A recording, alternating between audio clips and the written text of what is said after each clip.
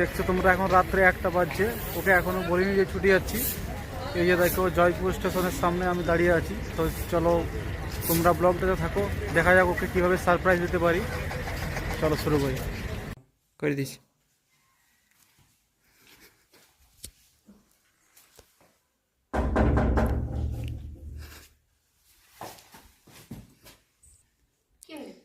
কিছু না এমনি,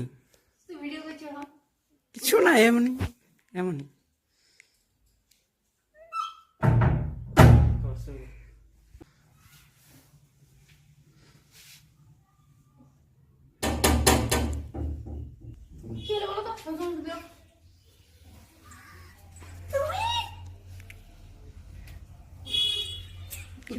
এই জন্যই তুমি ভিডিও করছিলে তো দেখলে তো লাভ